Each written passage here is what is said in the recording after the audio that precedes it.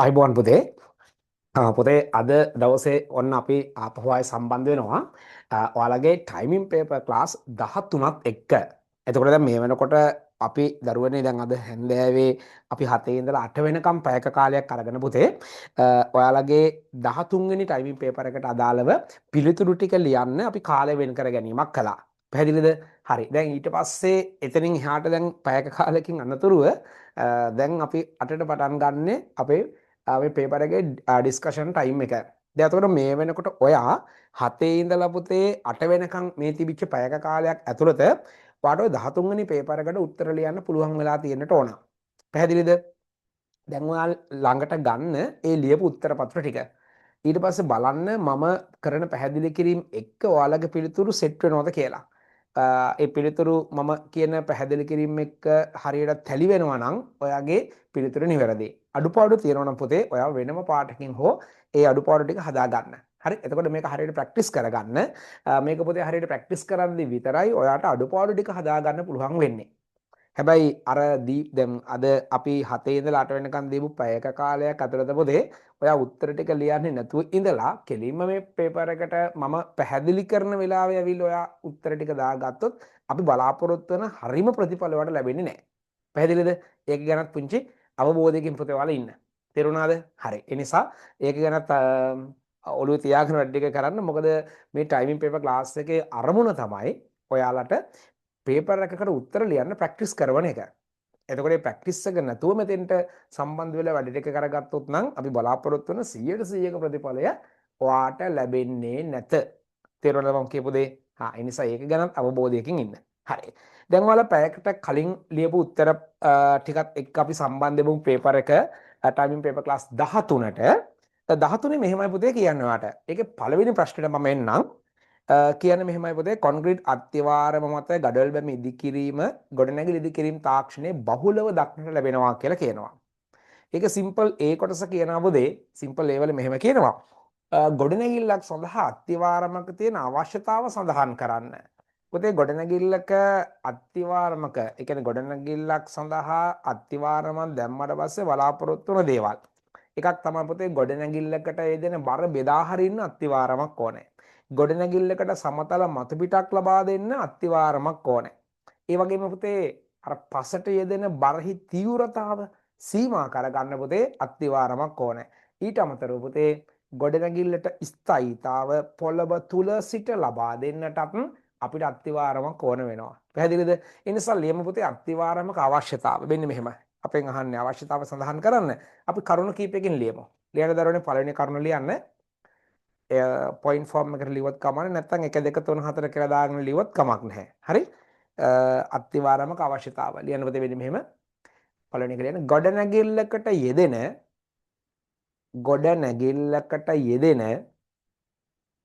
ගොඩනැගිල්ලකට යෙදෙන බරහි තීව්‍රතාව නැත්නම් ගොඩනැගිල්ලකට යෙදෙන බර බෙදා හැරීමට. එහෙම දාන්නකෝ. ගොඩනැගිල්ලකට යෙදෙන බර බෙදා හැරීමට. ගොඩනැගිල්ලකට යෙදෙන බර බෙදා හැරීමට. ඔන්න ඔය වැඩේට අත්තිවාරමක් ඕනේ. ගොඩනැගිල්ලකට යෙදෙන බර බෙදා හැරීමට. ගොඩනැගිල්ලකට යෙදෙන බර බෙදා හැරීමට. හරි. තව එක්කෙනෙක් ලියන්න.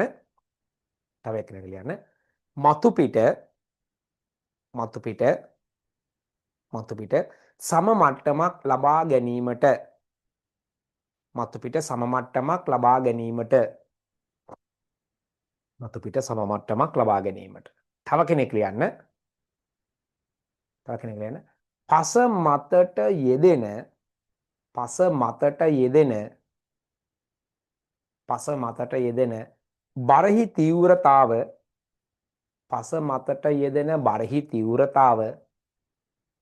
යෙදෙන බරහි තීව්‍රතාව සීමා කර ගැනීමට.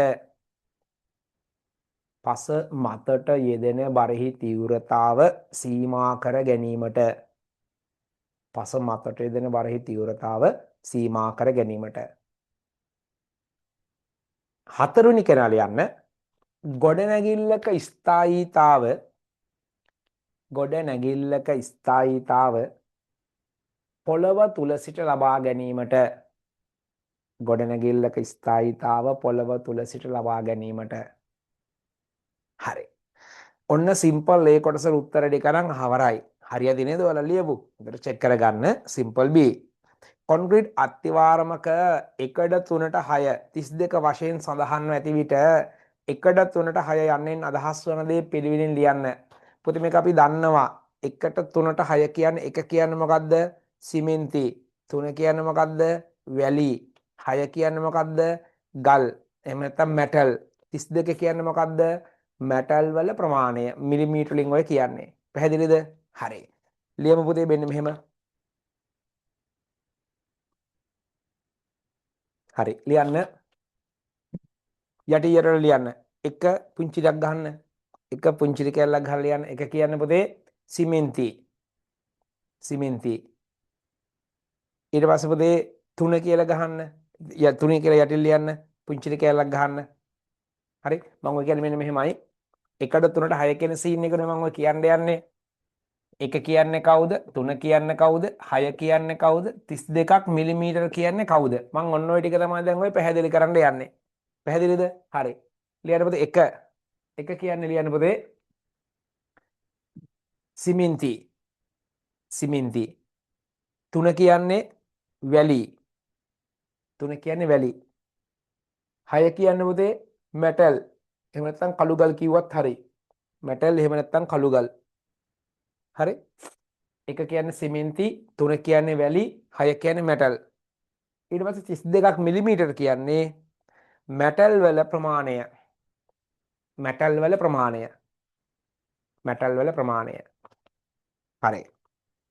ඒ ටිකත් හරියටනේ. ඊට පස්සේ සිම්පල් C වලට එනවා. ගුණාත්මක කොන්ක්‍රීටයක් ලබා ගැනීම සඳහා කොන්ක්‍රීට් තැන්පත් කිරීමේදී සහ සුසංꯑසනය කිරීමේදී කරන්නට ඕනේ ක්‍රියාමාර්ග සඳහන් කරන්න කියලා කියනවා. හරි. දැන් පොතේ ගුණාත්මක කොන්ක්‍රීට් ලබා ගැනීම සඳහා පැහැදිලිද? අපි දැන් ගුණාත්මක කොන්ක්‍රීට් ලබා ගැනීම සඳහා දරුවනේ කරන වැඩ ටිකක් මේ අපෙන් අහන්නේ. දැන් මෙහෙම හිතන්නකෝ. දැන් තැන්පත් කරනවා කොන්ක්‍රීට් තැන්පත් කිරීමේදී අපි සලකන දේවල් මොනවද? දැන් පොතේ කොන්ක්‍රීට් තැන්පත් කරනකොට හරි දැන් කොන්ක්‍රීට් තැන්පත් කරනකොට පොතේ අපි සලකන දේවල් ටිකක් තියෙනවා. විශේෂයෙන්ම දැන් කොන්ක්‍රීට් තැන්පත් කරද්දී පොතේ කොන්ක්‍රීට් එක දාන්න හදන හැඩයම තියෙනවනේ.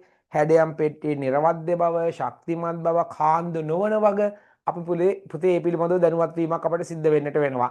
එතනින් එහාට ගියාට පස්සේ අපිට තව සිද්ධ වෙන දෙයක් තමයි විශේෂයෙන්ම දරුවනේ දැන් අපි ගත්තට පස්සේ ඔය කොන්ක්‍රීට් ආශ්‍රිතව මේ අපි වැරගන්නම් කම්බි යොදනකොට වැරගන්නම් කම්බි වල මල කාලා තියෙන්න පුළුවන්. මල කාන එක කියන්නේ මල නොකාපු කම්බි පාවිච්චි කරන්නට ඕනේ. කම්බි එකිනෙකට ළඟින් ඒ කියන්නේ කම්බි බැඳිනවනේ අපි ඔය වැරගන්නම් යොදන්න කලින්. කම්බි බඳිනකොට බැඳපු කම්බි බුරුල් වෙලා කම්බියකට ලං වුණොත් ප්‍රශ්නයක් වෙනවා.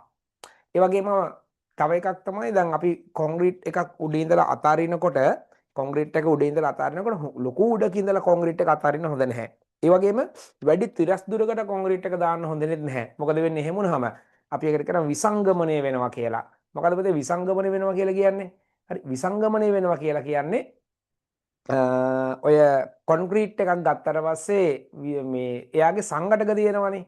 එයාගේ සංඝටක ගැලවෙනවා. දැන් සංඝටක ගැලවෙනවා කියලා කියන්නේ අපිට දැන් මෙහෙම කියන්න පුළුවන්. දැන් සිමෙන්ති, වැලි, මෙටල් සහ ජලේනි කොන්ක්‍රීට් එකක තියෙන්නේ. දැන් අපි කොන්ක්‍රීට් එක දැන් වැඩි තිරස් දුරකට නැත්තම් ලොකු සිරස් උසක ඉඳලා කොන්ක්‍රීට් එක අතහැරියොත් එහෙම කොන්ක්‍රීට් එක බිමට වැටෙනකොට කොන්ක්‍රීට් එකේ අඩංගු සංඝටක ගැලවෙනවා. දැන් සිමෙන්ති බොරේ පමණක් උඩට එනවා. මැටල් ටික යටට යනවා. අන්න ඒ වගේ ප්‍රශ්න එනවා. දැන් එතකොට ඒක ගැටලුවක් වෙනවා කොන්ක්‍රීට් එකේ ගුණාත්මක බව සඳහා. පැහැදිලිද? හරි.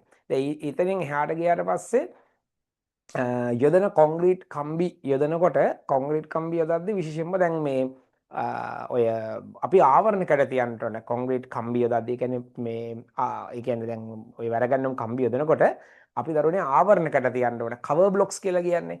එතකොට දැන් ආවරණ කැඩ තිබ්බට පස්සේ අපි බලාපොරොත්තු වෙන දෙයක් තමයි කොන්ක්‍රීට් එකේ ඒ අර වැස්ම සඳහා නියමිත අගයක් පවත්වා ගැනීම. ඉතින් ඔන්න වගේ කරුණු කීපයක් අපිට තියෙනවා පුතේ ඔය කොන්ක්‍රීට් තැන්පත් කරනකොට. ඊට පස්සේ සුසංꯑසනය කරනවා කියන්නේ මොකද්ද? සුසංꯑසනය කරනවා කියලා කියන්නේ කොන්ක්‍රීට් එකක් තැන්පත් කරද්දී ඒකේ ඇතුලේ තියෙනවා නම් වායු බුබුලු ඒ වායු බුබුලු ඉවත් කිරීමේ ක්‍රමවේදය තමයි සුසංහසනය කියලා කියන්නේ.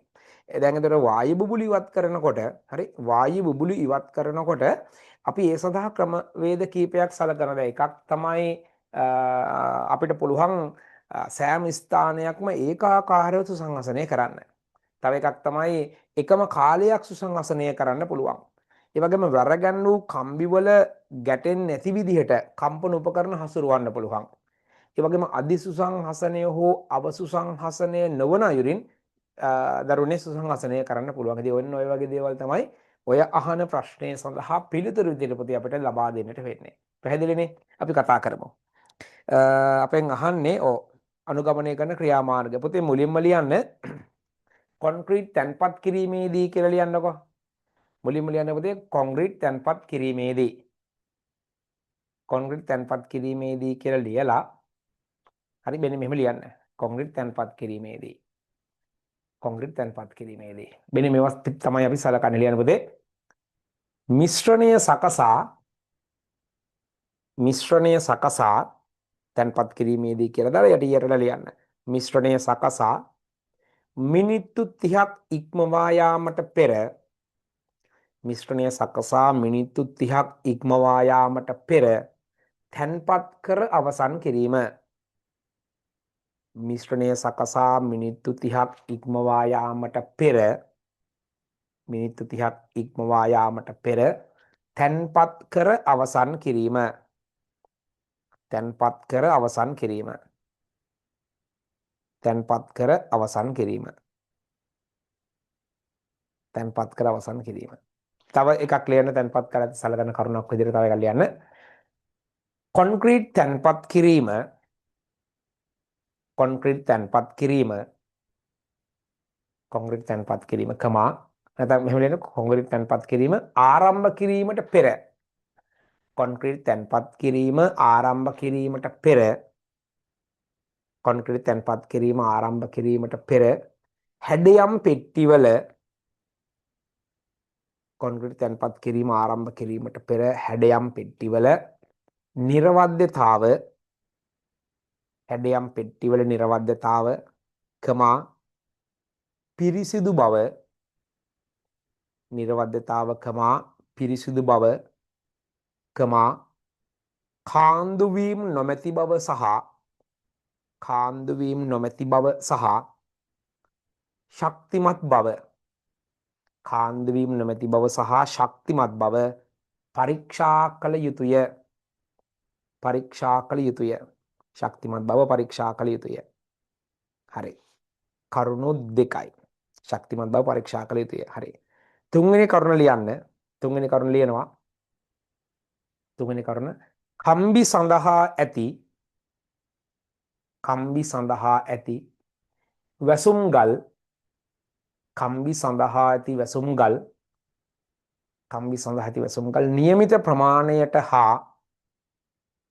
නියමිත ප්‍රමාණයට හා සුදුසු පරතරයට තැබීම. නියමිත ප්‍රමාණයට හා සුදුසු පරතරයට තැබීම.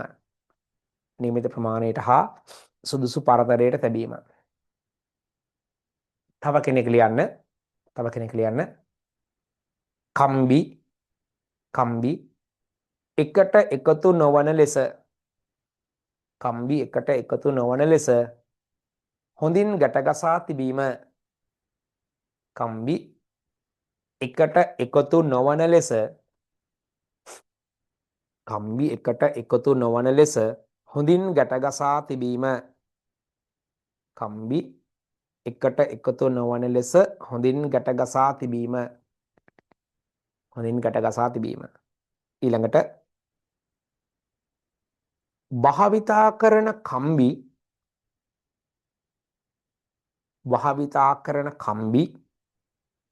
භාවිතා කරන කම්බි මල කෑම් වලින් තොරව තිබීම. භාවිතා කරන කම්බි මල කෑම් වලින් තොරව තිබීම. භාවිතා කරන කම්බි මල කෑම් වලින් තොරව තිබීම. මල කෑම් වලින් තොරව තිබීම. අවසානක ලියන්න. අවසානට තව එකක් ලියන්න.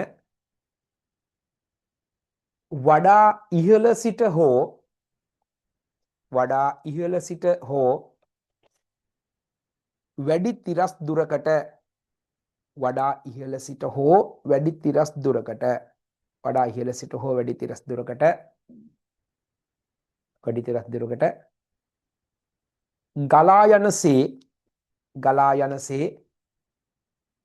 ගලා යනසේ කොන්ක්‍රීට් යෙදීම ගලා යනසේ කොන්ක්‍රීට් යෙදීම නොකළ යුතුය.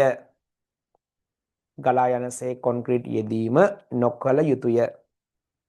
ගලා යනසේ කොන්ක්‍රීට් යෙදීම නොකළ යුතුය. ඒකට හේතුව ලියන වරහන් ඇතුලේ විසංගමණය වන බැවින් විසංගමණය වන බැවින් කියලා දාන්න. විසංගමණය වන බැවින්. හරි.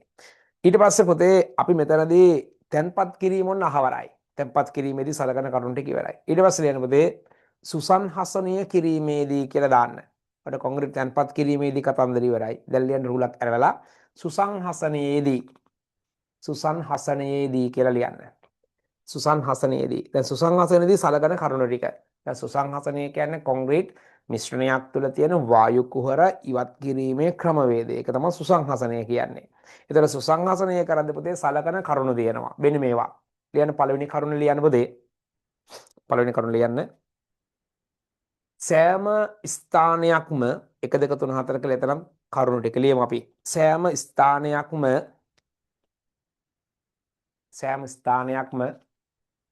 ඒකාකාරව සුසංහසනය කිරීම. සෑම ස්ථානයක්ම ඒකාකාරව සුසංහසනය කිරීම. සෑම ස්ථානයක්ම ඒකාකාරව සුසංහසනය කිරීම. ඒකාකාරව සුසංහසනය කිරීම. තව එකක් ලියන්න අංක 2 ලියන්න. નિયમિત කාලයක් සුසංහසනය කිරීම. નિયમિત කාලයක් සුසංහසනය කිරීම. નિયમિત කාලයක් සුසංහසනය කිරීම. ඊළඟට ලියන්න වැරගැන්වුම් කම්බිවල නොවැදෙනසේ වැරගැන්වුම් කම්බිවල නොවැදෙනසේ සුසංහසනය කිරීම. වැරගැන්වුම් කම්බිවල නොවැදෙනසේ සුසංහසනය කිරීම. වැරගැන්වුම් කම්බිවල නොවැදෙනසේ සුසංහසනය කිරීම. හරි. අවසාන කෙනා ලියන්න. අවසාන කෙනා අව සුසංහසනය හෝ අදි සුසංහසනය අව සුසංහසනය හෝ අදි සුසංහසනය නොවන පරිදි එය සිදු කිරීම. අව සුසංහසනය හෝ අදි සුසංහසනය නොවන පරිදි එය සිදු කිරීම. හරිනේ? right. අහනවා අපෙන් ඊට පස්සේ පුතේ දැන් ඔන්න C කොටස හරි A හරි B හරි C හරි ඔයාලගේ උත්තර චෙක් කරගන්න. ඊට පස්සේ D කොටසට එනවා. ඉංග්‍රීසි බැමි ක්‍රමයෙන් මිලිමීටර් 250ක් පළල අංශක 90ක බිත්ති මුල්ලක් සඳහා ගඩොල් එළන ඇන්දම දැක්වෙන පළමු සහ දෙවන වරිවල සැලැස්ම අපෙන් අහනවා. පළමු සහ දෙවන වරිවල සැලැස්ම අංශක 90ක බිත්ති මුල්ලක්. දැන් පොතේ අංශක 90ක බිත්ති මුල්ලක් ඉදි කරනවා කියලා කියන්නේ මෙන්න මෙහෙම වැඩක් ඔය කියන්නේ. හරි. අංශක 90ක බිත්ති මුල්ලක් ඉංග්‍රීසි බැමි ක්‍රමයෙන්නේ. හරි. අපිට පුළුවන් දරුවනේ අඳින්න මේ තියෙන එක වරියක්.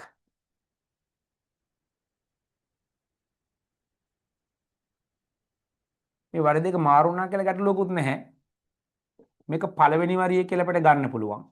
හරි. ඊට පස්සේ දෙවෙනි වරිය නිර්මාණය කරද්දි මෙහෙමයි. මෙතෙන්ට එනවා ආන බාන්දුවක්. මේ ඉන්නේ ආන බාන්දුව.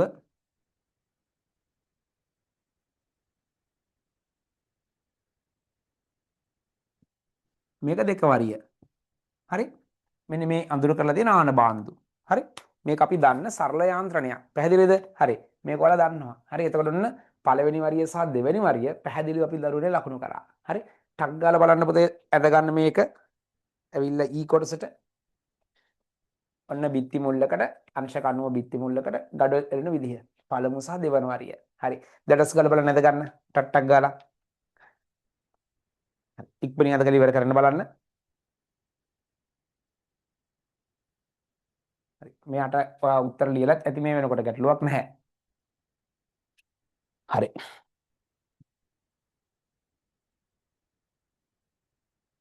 ඉවර ඇති නේද? ඇඳ ගන්න පුළුවන් ටක් ගාලා ලොකු වෙලාවක් යන්නේ නැහැ. මේක ඇඳලත් ඇති. අය වෙලාව ගන්න එක තේරෙමකුත් නැහැ නේද? මේ ඇඳලා තියෙන කවුද? ඇඳලා තියෙන කට්ටිය මේක හරියයි කවුද බලන්න කියන්නේ? රයිට් හරි හරි හරි හරි. රයිට් සෙට් එකක් ඉන්නවනේ. හරි. අඩුපාඩු නෑ මං හිතන්නේ හුඟක් අයගේ හරි. අනිත් එක හදා ගන්න.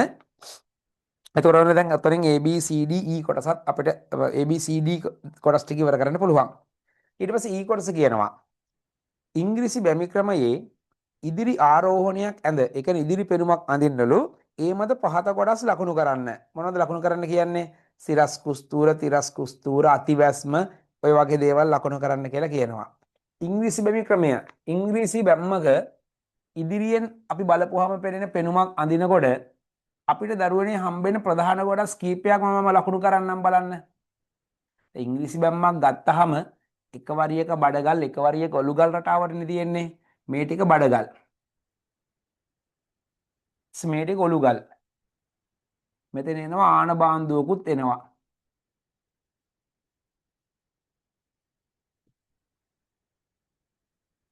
බඩගල් ඔලුගල් ඔය රටාවක් නේ තියෙන්නේ මෙතන. මෙතන එනවා ආය ආන බාන්දුවක් එනවා. ඔලුගල් ඔලුගල් ඔලුගල් ඔලුගල් ඔලුගල් රයිට් ඔය රටාව යන්නේ. බඩගල් බඩගල් බඩගල් රයිට් බඩගල් ඔය රටාව යනවා. මම මේක තව ටිකක් විස්තර කරලා කිව්වොත් එහෙම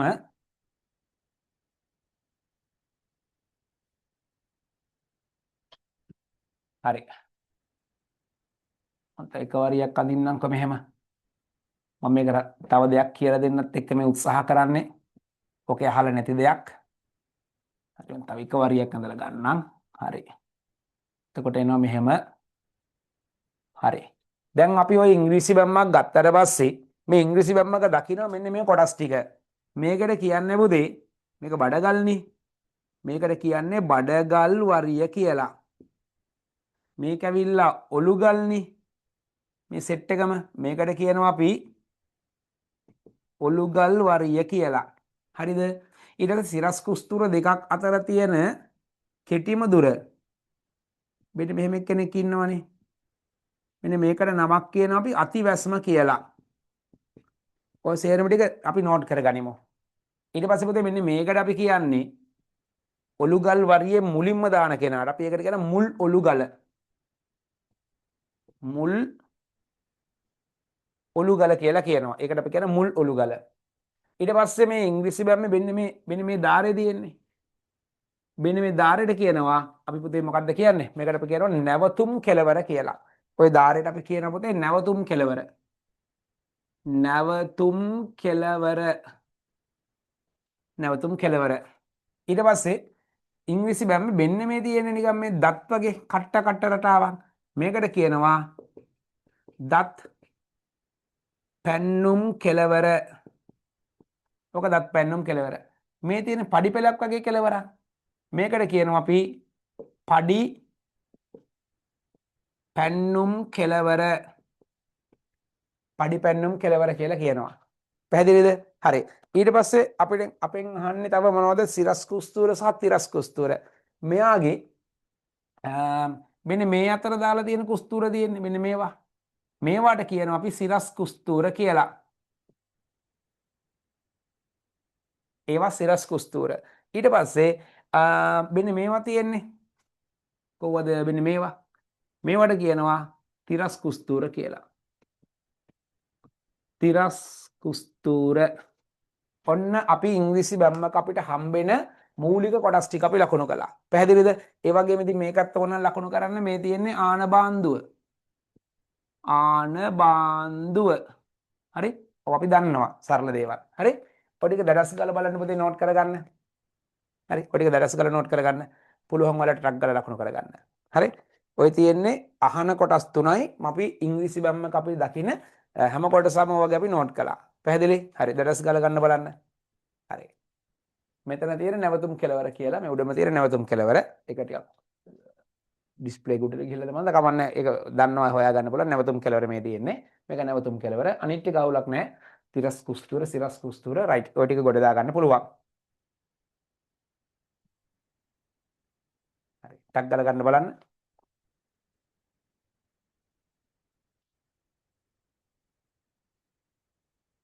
ඉක්මනින් ගමු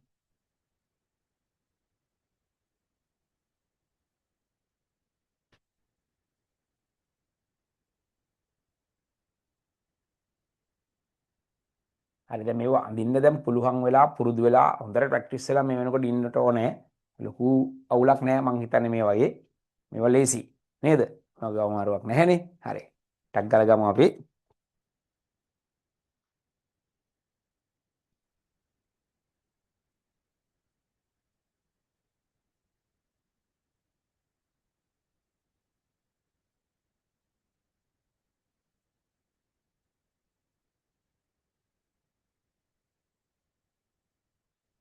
හරිද තව වෙලා යයිද දැන් නැති වෙයි නේද ටක් ගාලා බලන්න ගන්න ටක් ගාලා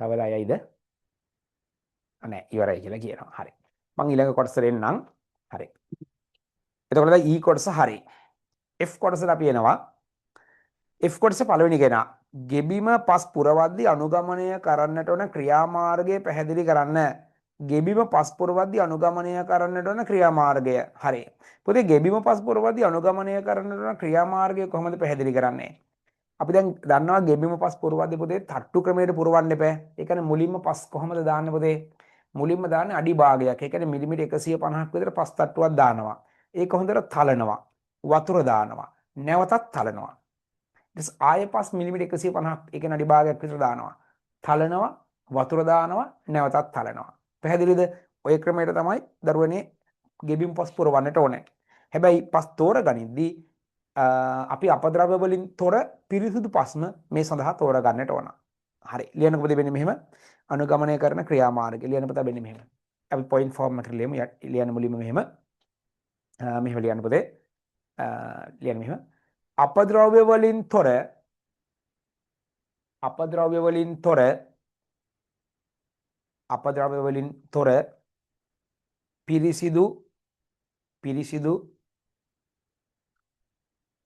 පිරිසිදු වියලි පස් නිකන් මැටි වගේ දාලා හරියන්නේ නැහැ පිරිසිදු වියලි පස්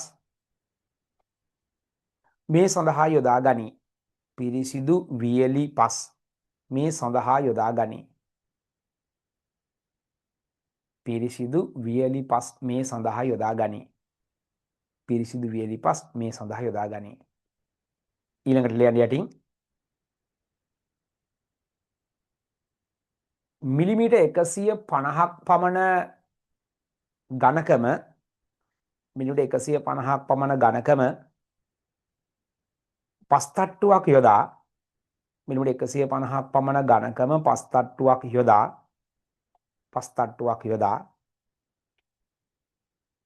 ඒ තලා ගනී ඒ තලා ගනී ඒ තලා ගනී අනතුරුව එතන මිලියන අනතුරුව අනතුරුව ජලය ඉස අනතුරුව ජලය ඉස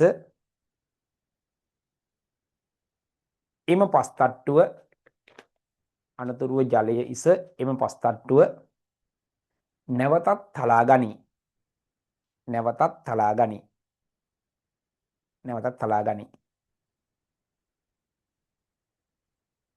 ඊළඟ ඩොට් එක ලියන්න මේ අයුරින්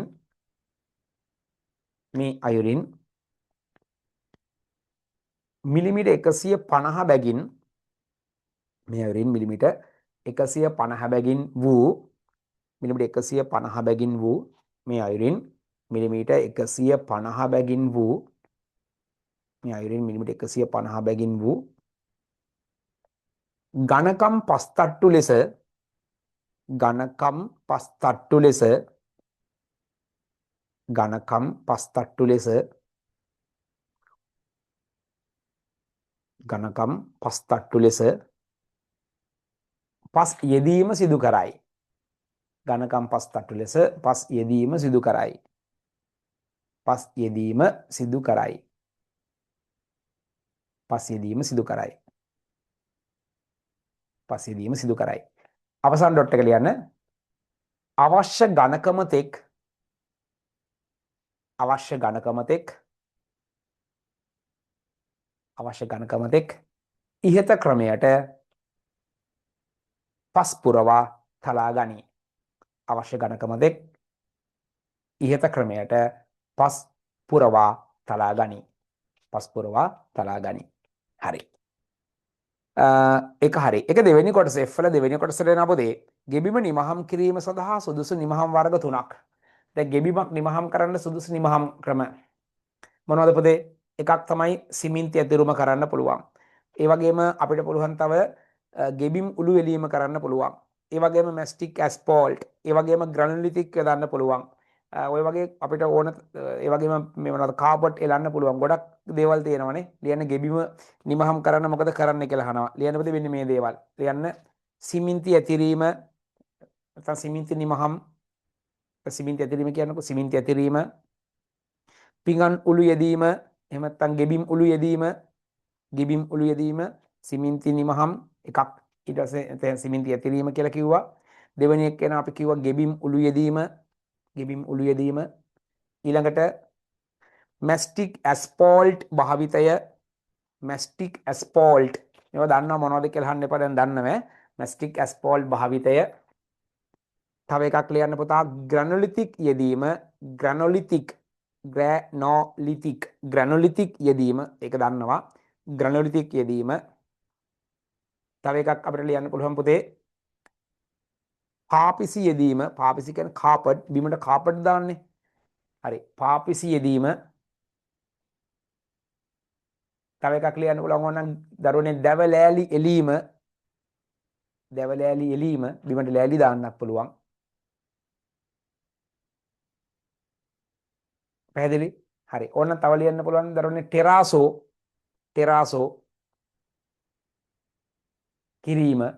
කිරීම ඔය වගේ දේවල් අපිට කියන්න පුළුවන් හරි එතකොට පොතේ ඔන්න ඔතනින් පළවෙනි ප්‍රශ්නේ අපේ ඉවර වෙනවා දැන් මේ වෙනකොට පළවෙනි ප්‍රශ්නෙට උත්තර ලියනකොට පුතේ ඔයා ඔන්න ඔය පිළිතුරු ටික අන්තර්ගතව ලියලා නම් තියෙන්නේ ඔබ සාර්ථකයි අඩුපාඩු තියෙනවා නම් ඔයාගේ තවත් ඒ කියන්නේ දේවල් හැදෙන්න තියෙනවා පැහැදිලි ඒ දේවල් ගැනත් හොඳ අවබෝධයක් ඔයා තියාගන්නට ඕනේ හරි ඊට පස්සේ හරි අපි එන පොතේ දෙවෙනි ප්‍රශ්නෙට හරි ඊට පස්සේ අපි එන පොතේ දෙවෙනි ප්‍රශ්නෙට දැන් දෙවෙනි ප්‍රශ්නෙට අපි එනකොට පුතේ හරි දෙවෙනි ප්‍රශ්නට එනකොට අපි අවධානය යොමු කරන්න ඕනේ වැදගත් කාරණාවක් විතර අපි දකින්න පුතේ මේ ඔටෝමොබයිල් වල අහන්නේ අපෙන් කොටසක් මොකක්ද අහන්නේ එන්ජිමක උපරිම ජව ප්‍රතිදහනය ලබා ගැනීම සඳහා හරිද එන්ජිමක ජව ප්‍රතිදහනය ලබා ගැනීම සඳහා ඉන්ධන පරිභෝජනය අවම කිරීම සඳහා හරි වැඩ දෙකක් කියනවා නේද හරි මොනවද අපිට කියන්නේ උපරිම ජව ප්‍රතිදහනය ලබා ගැනීම සඳහාද ඉන්ධන පරිභෝජනය අවම කිරීම සඳහාද එන්ජිම ක්‍රියාකාරී උෂ්ණත්වයේ පවත්වා ගැනීමේ වැදගත්කම.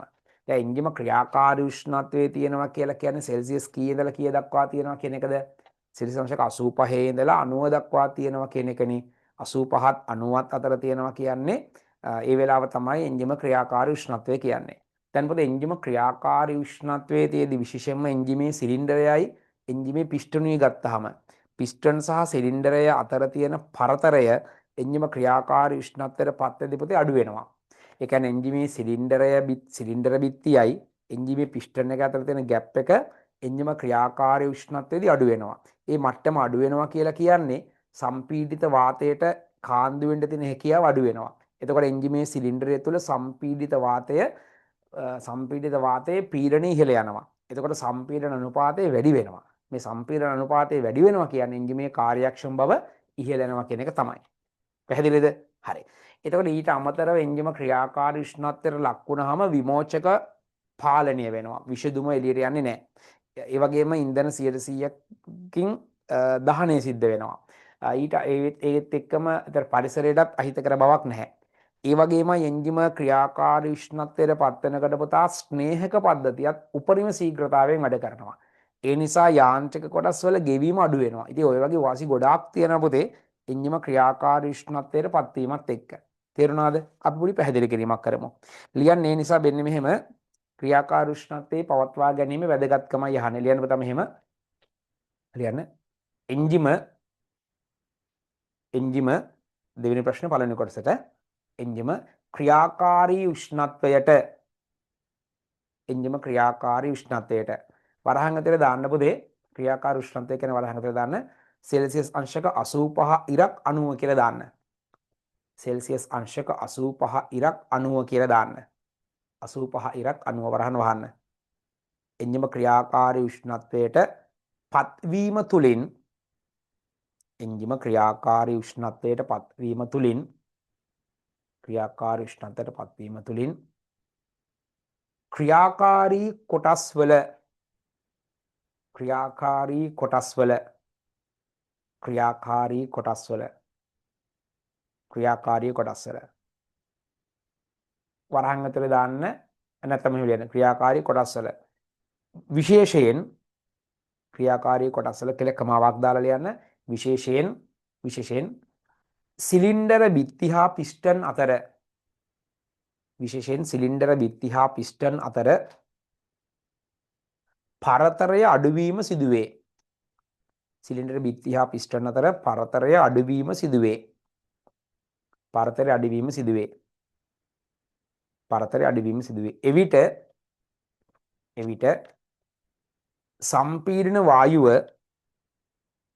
එවිට සම්පීඩන වායුව කාන්දු වීම අඩුවේ. එවිට සම්පීඩන වායුව කාන්දු වීම අඩුවේ. එවිට සම්පීඩන වායුව කාන්දු වීම අඩුවේ. එවිට සම්පීඩන වායුව කාන්දු වීම අඩුවේ. මේ නිසා සම්පීඩන වායුව කාන්දු වීම අඩුවේ. මේ නිසා සම්පීඩන පීඩනය වැඩි වේ. මේ නිසා සම්පීඩන පීඩනය වැඩි වේ. මේ නිසා සම්පීඩන පීඩනය වැඩි වේ. සම්පීඩන පීඩනය වැඩි වේ. එවිට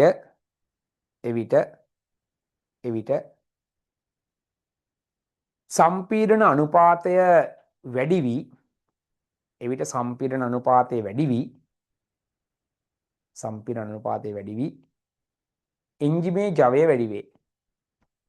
එන්ජිමේ ජවය වැඩි වේ. සම්පීඩන අනුපාතය වැඩි වී එන්ජිමේ ජවය වැඩි වේ. හරි. ඔන්න එකක් හරි. ඊට පස්සේ යටින් ලියන්න තවත් හේතුවක් ලියන්න ක්‍රියාකාරී උෂ්ණත්වයට පත්වීම සඳහා බලපාන වගේම ඒ පවත්වා ගන්න ඕනේ ඒ කියන එකට තවත් හේතුවක් ලියන්න යටින් මෙහෙම ලියන්න. එසේම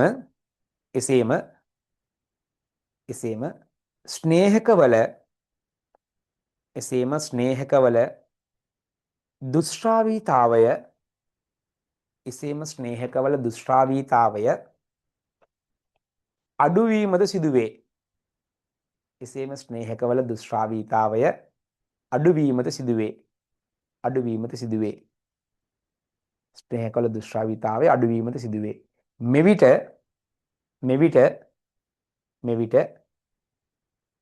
මෙවිට දැන් තෙල් වල දුෂ්ටාවීතාව අඩු වුණාම මොකද වෙන්නේ? මෙවිට යාන්ත්‍රික කොටස් හරහා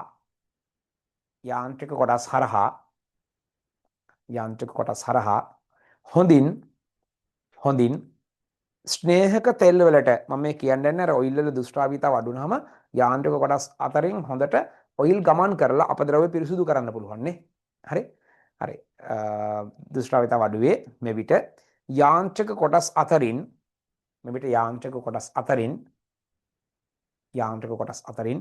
ස්නේහක තෙල්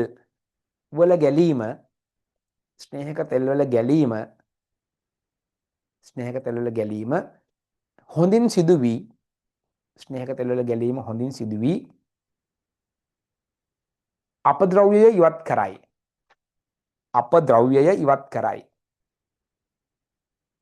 අපද්‍රව්‍යය ඉවත් කරයි. අපද්‍රව්‍යය ඉවත් කරයි.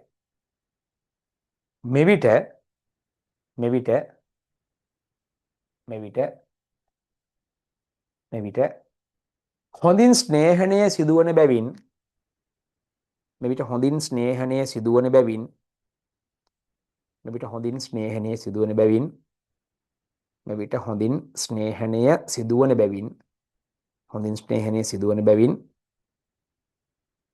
යාන්ත්‍රික කොටස්වල ගෙවීම අඩු වී යාන්ත්‍රික කොටස්වල ගෙවීම අඩු වී යාන්ත්‍රික කොටස්වල ගෙවීම අඩු වී එන්ජිමේ ආයු කාලය වැඩි කරයි. එන්ජිමේ ආයු කාලය වැඩි කරයි. එන්ජිමේ ආයු කාලය වැඩි කරයි. ආයු කාලය වැඩි කරයි. හරි. තව එකක් ලියන්න පුතේ. ක්‍රියාකාරී උෂ්ණත්වයට පත්වීම වාසිදායක වෙන්න තවත් හේතුවක් ලියන්න. තව එකක් ලියන්න පුතේ යටින් මෙන්න මෙහෙම අවසාන කෙනා ලියන්න.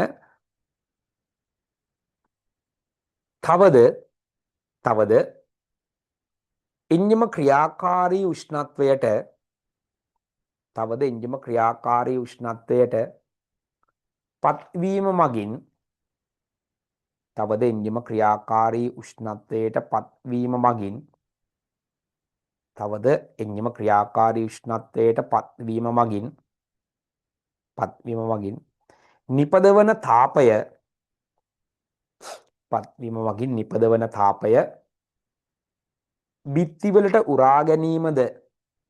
නිපදවන තාපය බිත්තිවලට උරා ගැනීමද අවම වේ.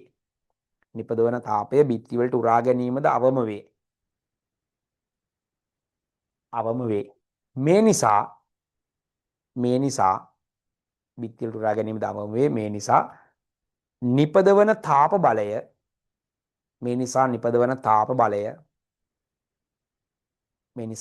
තාප බලය වැඩි ප්‍රමාණයක් නිපදවන තාප බලයෙන් වැඩි ප්‍රමාණයක් පිස්ටන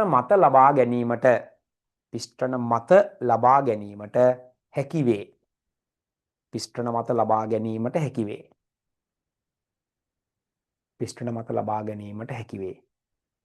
හරි. එතකොට පුතේ ඔන්න පළවෙනි කොටසට උත්තරේ අහවරයි.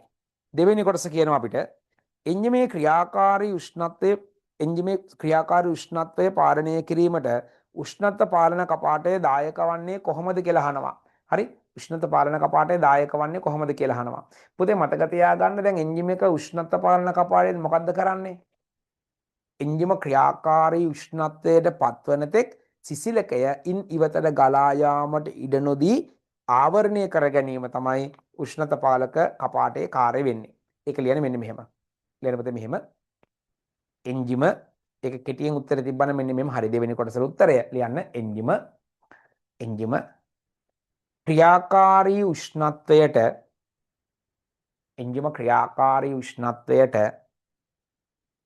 පත්වන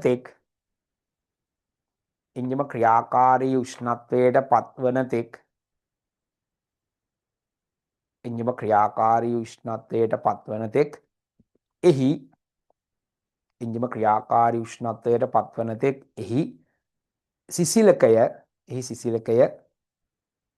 එහි සිසිලකය විකිරකය දක්වා ගමන්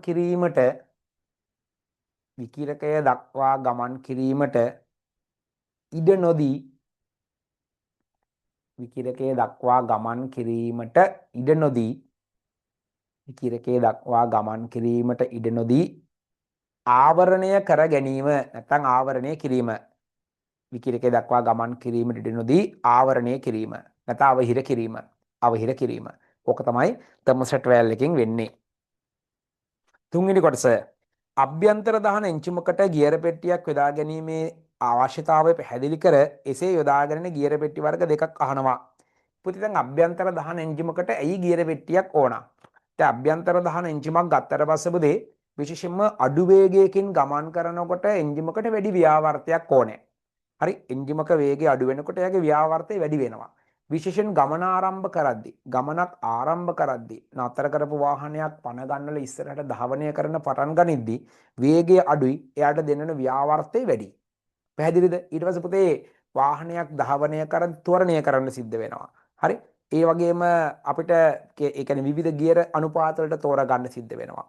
ඒ වගේම පසුගැසුම් ගියරයක් යොදා ගන්න සිද්ධ වෙනවා. ඒ වගේම උදාසීන අවස්ථාව නියුට්‍රල් කියන අවස්ථාව තෝරා ගන්න සිද්ධ වෙනවා. ඉතින් මේ වගේ විවිධ අවස්ථා සඳහා අපිට විවිධ ගියර අනුපාත සහ වේග ලබා ගන්න ගියර පෙට්ටියක් ඕනේ.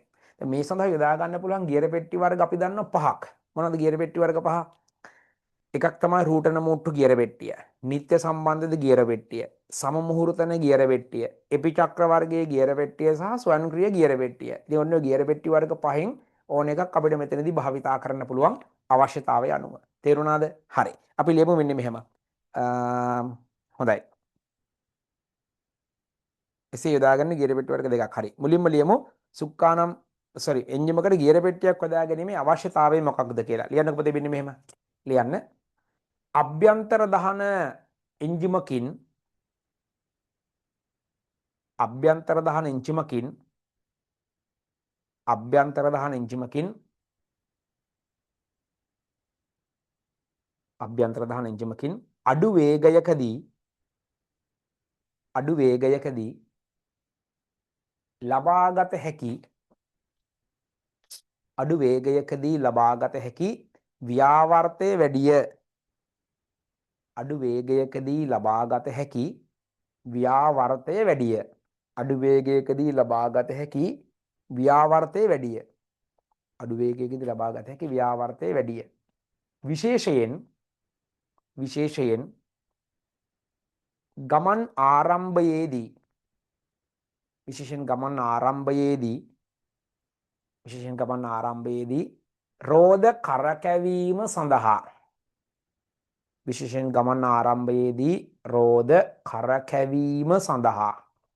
කරකැවීම සඳහා වැඩි ව්‍යාවර්තයක් අවශ්‍ය වේ.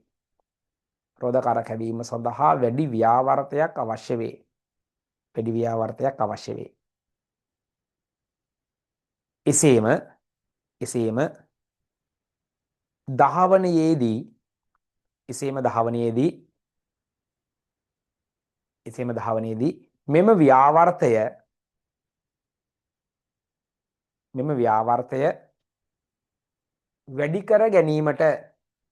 මෙම ව්‍යාවර්තය වැඩි කර ගැනීමට ඒ කියන්නේ කන්දක යද්දී බාධක සහිත මාර්ගයක ගමන් කරද්දී වලගොඩලි තියෙන පාරක යද්දී වාහන වේගය අඩු වෙනවනේ. ඒකට ව්‍යාවර්තය වැඩි කරන්න ඕනේ. හරි. ඒ නිසා මම ඔයාලට කිව්වේ හරි. ඒ නිසා ඔයාලට මම කිව්ව දරුවනේ මොකද්ද මම කිව්වේ හරි. එසේම ඒ කියන්නේ මෙන්න ධාවනයේදී මෙම ව්‍යාවර්තය වැඩි කර ගැනීමට කමාවක් දාන්න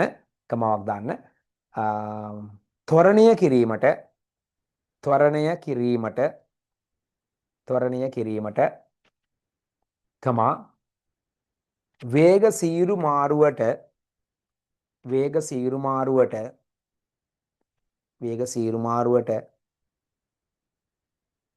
ඒ වගේම තව එකක් ලියනවා උදාසීන අවස්ථාවක් ලබා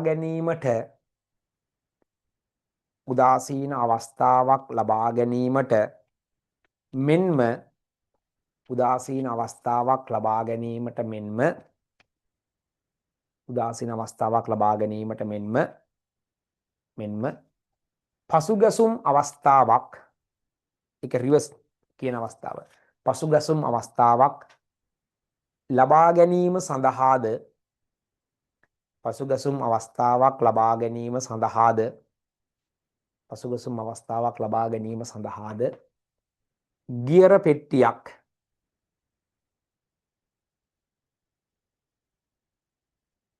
ගියර පෙට්ටියක් අත්‍යවශ්‍ය වේ. හරි. ඔන්න ගියර පෙට්ටියක අවශ්‍යතාවය කිව්වා. ඊට පස්සේ උදාහරණ කියලා දාලා ලියන්න ගියර පෙට්ටි වර්ග කීපයක්. මෙන්න මේවා උදාහරණ කියලා දාලා ලියන්න. පළවෙනි කෙනා ලියන්න. රූටන මූට්ටු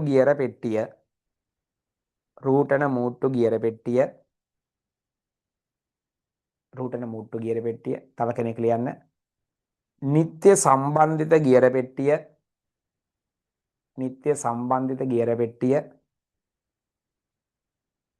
සම්බන්ධිත ගියර පෙට්ටිය. ඊළඟට ලියන්න සම මුහුර්තන ගියර පෙට්ටිය. සමමුහුර්තන ගියර පෙට්ටිය. සමමුහුර්තන ගියර පෙට්ටියේම තව නමක් ඕන ලියන ඇලීරක් ගහලා සින්ක්‍රොමෙෂ් ගියර පෙට්ටිය කියලත්. සමමුහුර්තන ගියර පෙට්ටියේම තව නමක් ලියන සින්ක්‍රොමෙෂ් ගියර පෙට්ටිය. ඊළඟට අපෙන් අහන්නේ 3යි 2යි අහන්නේ. ඊට පස්සේ තව ලියනවා ඕනනම් එපිචක්‍ර ගියර පෙට්ටිය. එපිචක්‍ර ගියර පෙට්ටිය. තව කෙනෙක් ලියන්න ස්වයංක්‍රීය ගියර පෙට්ටිය කියලා. එපිචක්‍ර ගියර පෙට්ටිය අවසාන කෙනා ලියන්න ස්වයංක්‍රීය ගියර පෙට්ටිය. ස්වයංක්‍රීය ගියර පෙට්ටිය. ස්වයංක්‍රීය ගියර පෙට්ටිය. හරිද? right. ඊට පස්සේ ඔන්න එයාගේ තුන්වෙනි කොටසත් ඉවරයි දෙවෙනි ප්‍රශ්නේ. ඒකේ හතරවෙනි කොටස දෙනවා. ABS ඒ කියන්නේ රෝධක ක්‍රමයේ සුවිශේෂතා හතරක්. ABS ක්‍රමයේ තියෙන සුවිශේෂතා. ඒ ABS තිරිංග පද්ධතියක් ගත්තට පස්සේ බුදේ අඩු කාලයක් තුල කෙටි දුරකදී වාහනේ නතර කරගන්න පුළුවන්. අන්තරාදායක ලිස්සා යාම දරුවනේ කියන්නේ අන්තරාදායක ලිස්සා යාම පාලනය කරගන්න පුළුවන්. ඒ වගේමයි ටයර් වල අසාමාන්‍ය ගෙවීම අඩු කරගන්න පුළුවන්. ඒ විතරක් නෙමෙයි වාහනය ධාවනය කරද්දී අපි ABS තිරිංග නම් තියෙන ABS තිරිංග ක්‍රියාත්මක කරගෙන ඉද්දී අපිට සුක්කානම කපලා රෝද ඕන පැත්තට හරව ගන්නත් පුළුවන්. නේද? ඔය වගේ විශේෂ භාවිත කීපයක් තියෙනවා. ඒ නිසා අපි කතා කරමු ABS ක්‍රමයේ තියෙන සුවිශේෂතා හතරක්. ලියන්න පුතේ මෙන්න මෙහෙම. ලියන්න අන්තරාදායක ලිස්සා යාම පාලනය කිරීම. අන්තරාදායක ලිස්සා යාම පාලනය කිරීම. අන්තරාදායක ලිස්සා යාම පාලනය කිරීම. තව එකක් ලියන්න. රෝධක අවස්ථාවේදී සුක්කානම ඔස්සේ රෝධක අවස්ථාවේදී සුක්කානම ඔස්සේ රථය හැසිරවීමේ හැකියාව. රෝධක අවස්ථාවේදී සුක්කානම ඔස්සේ රථය හැසිරවීමේ හැකියාව. රථය හැසිරවීමේ හැකියාව. රථය හැසිරවීමේ හැකියාව. හරි. තව එකක් ලියනවා. නැවතුම් දුර අඩු කර ගැනීම. නැවතුම් දුර අඩු කර ගැනීම. ඒ කියන්නේ ස්ටොපින් ඩිස්ටන්ස් එක අඩුයි. නැවතුම් දුර අඩු කර ගැනීම. තව එකක් ලියනවා. ටයරවල අක්‍රමවත් ගෙවීම. ටයරවල අක්‍රමවත් ගෙවීම පාලනය වීම. ටයරවල අක්‍රමවත් ගෙවීම පාලනය වීම. ටයරවල අක්‍රමවත් ගෙවීම පාලනය වීම. ටයරවල අක්‍රමවත් ගෙවීම පාලනය වීම. හරි. ටයරවල අක්‍රමවත් ගෙවීම පාලනය වීම. ඊට පස්සේ බුදේ කියනවා එකයි දෙවෙනි ප්‍රශ්නේ ඉවරයිනේ. හරි. දැන් එනම අපි තුන්වෙනි ප්‍රශ්නෙට. තුන්වෙනි ප්‍රශ්නය. තුන්වෙනි ප්‍රශ්නට ආවට පස්සේ මෙන්න මෙහෙම දෙයක් කියන්නේ වර්තමානයේ කර්මාන්ත ශාලා තම නිෂ්පාදනවල දැන් දෙවෙනි ප්‍රශ්නට උත්තර හරියද නේද? හරි. ගේමක් නැහැනේ. හරි. දැන් ඔයාලා අනිත් එක මතක තියාගන්නට ඕන මේ ටයිමින් පේපර් ක්ලාස් එකෙන් උපරිම ප්‍රයෝජනයක් ගන්න වගේම මේ වැඩේ සාර්ථක වෙන්න නම් ඔයා තනියම උත්තර ලියන්න ඕන මුලින්ම.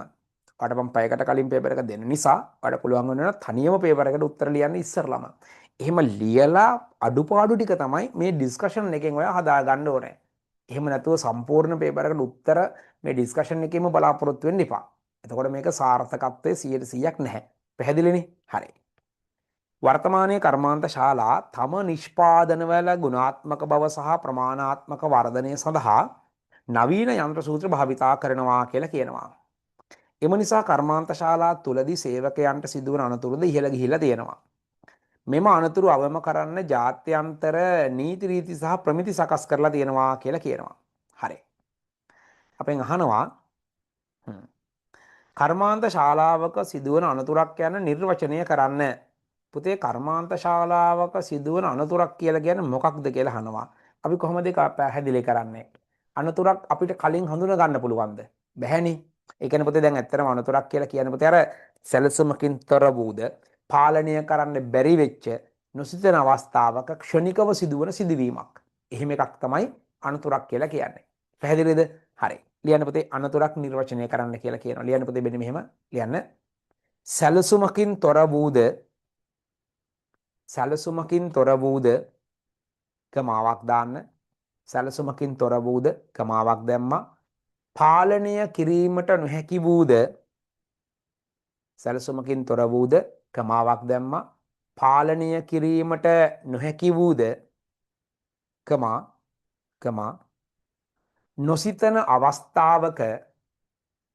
නොසිතන අවස්ථාවක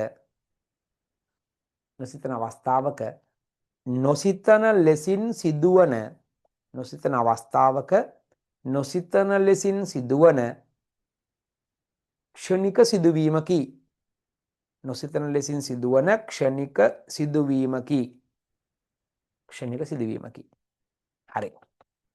දෙවෙනි කොටස අනතුරක් ඇතිවීමට බලපාන හේතු තුනක් අහනවා. දැන් කර්මාන්ත ශාලාවක් වගේ නම් පුතේ අනතුරක් සිද්ධ වෙන්න බලපාන හේතු. දැන් එකක් තමයි දෝෂ සහිත උපකරණ භාවිතා කරනවා. ඒ වගේම අවවාදාත්මක නාමපූර්ව සංඥාවලට අවනතව නොවි කටයුතු කරනවා. ඒ වගේම මාර්ගෝපදේශ සහ එහෙම නැත්නම් ආරක්ෂක උපක්‍රම භාවිතා කරන්නේ නැහැ. විදුලි උපකරණ පරිහරණය කරද්දී ඒවා පිළිබඳව දැනීමක් නැහැ. ඉතින් ඔය වගේ දේවල් තමයි දරුවනේ මෙතනදී අපිට කතා කරන්න තියෙන්නේ. ඒ නිසා ලියන්න අනතුරක් ඇතිවීමට බලපාන හේතු තුනක්. ලියන්න පුතේ මෙන්න මේවා තමයි හේතු. ලියන්න යටියට ලියන්න කීපයක්. දෝෂ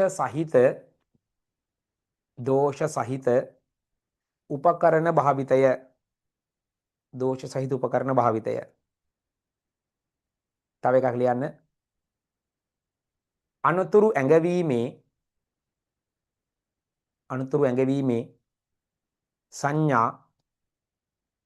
ඇඟවීමේ සංඥා කමාවක් දාන්න. දැන්වීම් පුවරු වලට අනතුරු ඇඟවීමේ සංඥා කමා දැන්වීම් පුවරු වලට අවනත නොවීම.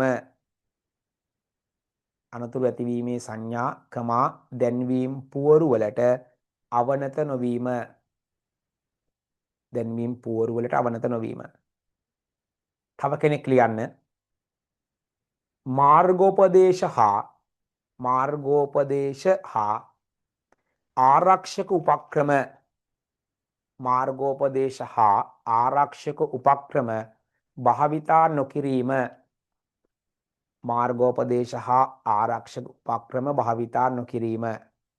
භාවිතා නොකිරීම. හරි. ඊට පස්සේ ලියනවා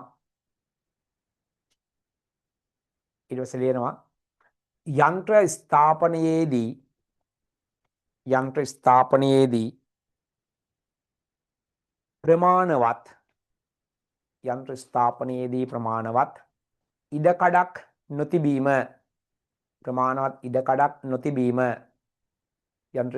ප්‍රමාණවත් ඉඩකඩක් නොතිබීම. තව එකක් ලියන්න පුතේ.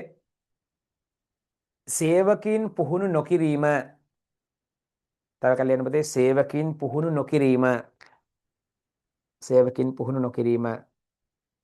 තව එකක් ලියන්න.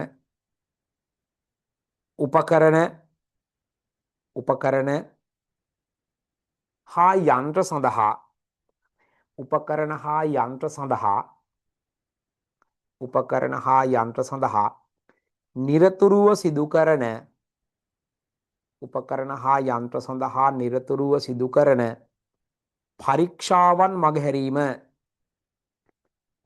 හා යන්ත්‍ර සඳහා නිරතුරුව සිදු කරන පරීක්ෂාවන් මගහැරීම. ඒ කියන්නේ පුතේ දැන් අපි මෝටර රථයක් නම් අපි වාහනයක් එළියට දාන්න කලින් ඒකේ රේඩියේටර් එකේ කූලන්ට් තියෙනවද, එන්ජිමේ ඔයිල් ටික තියෙනවද කියලා අපි චෙක් කරනවානේ. අන්න ඒ වගේ අපි කර්මාන්ත ශාලාවල තියෙන යන්ත්‍ර සූත්‍රවල පවා එදිනදා කළ යුතු පරීක්ෂාවන් තියෙනවා. සමහර විට දරුවනේ සිසිලන පද්ධතියේ, ස්නේහන පද්ධතියේ, එහෙම නැත්නම් විදුලි පද්ධතියේ කරන්න ඕන පරීක්ෂාවන් තියෙනවා. අන්න ඒවා මගහැරියොත් අනතුරු වෙන්න පුළුවන් කියලා ඒවා කියන්නේ. හරිද? නිරතුරුව කරන පරීක්ෂාවන් මගහැරීම. තව එකක් ලියන්න. ප්‍රමාණවත් වාතාශ්‍රය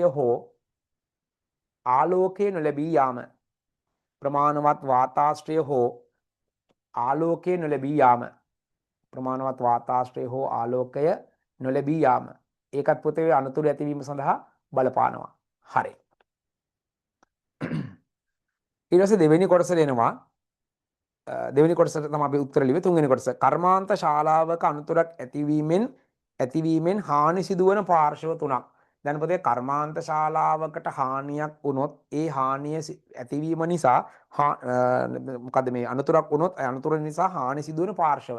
එකක් තමයි කර්මාන්ත ශාලාවේ ඉන්න සේවකයන්ට හානි සිද්ධ වෙනවා. පැහැදිලිද? ඒ වගේම කර්මාන්ත ශාලාවට පිටතින් ඉන්න පුද්ගලයන්ට අනතුරු සිද්ධ වෙනවා. ඒ වගේම කර්මාන්ත ශාලාව තුල තියෙන යන්ත්‍රෝපකරණ වලට ඒ වගේම මොනවද නිමි භාණ්ඩ වලට හානි සිද්ධ වෙන්න පුළුවන්. පැහැදිලිද? හරි. ඔය වගේ අපිට පාර්ශව තුනක් කියන්න පුළුවන්. පාර්ශව තුනක් අහන ලියන්න පොතේ එක්කෙනෙක් ලියන්න. සේවකීන් තව එකක් ලියන්න යන්ත්‍රෝපකරණ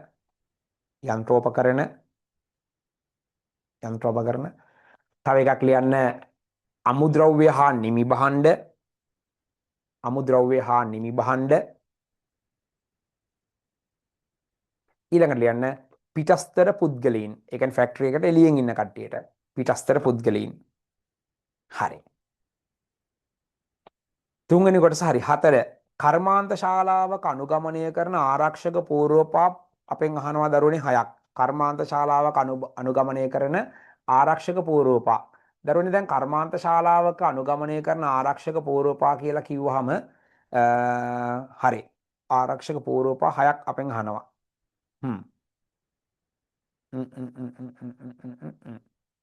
හරි.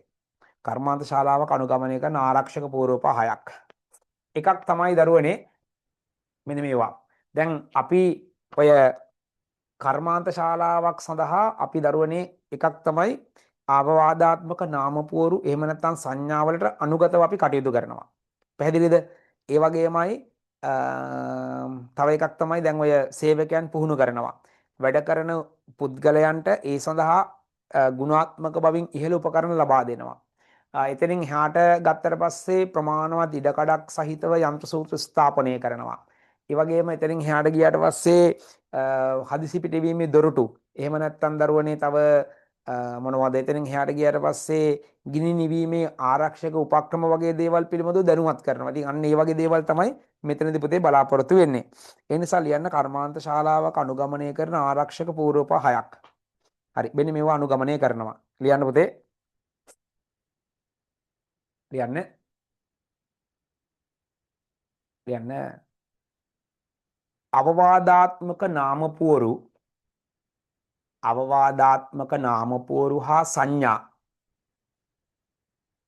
අවවාදාත්මක නාමපුවරු හා සංඥා වලට අනුගතව කටයුතු කිරීම.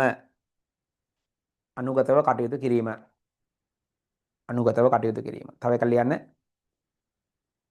හදිසි දොරටු ස්ථාපනය.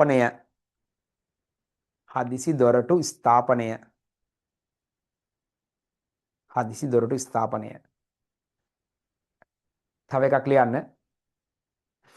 යන්ත්‍ර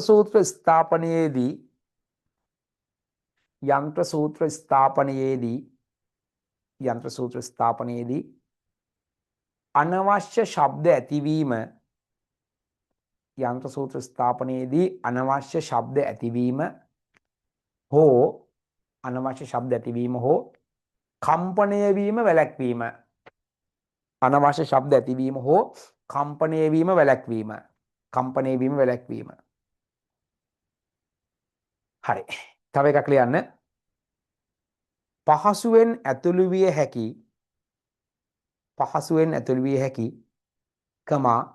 පිටවිය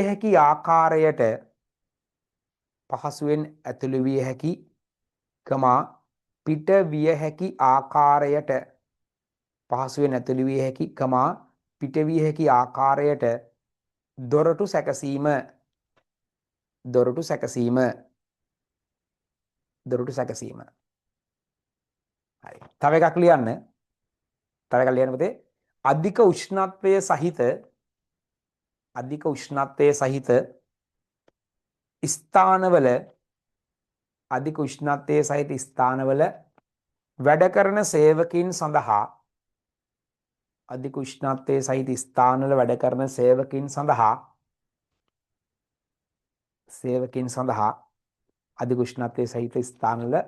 කරන සේවකීන් සඳහා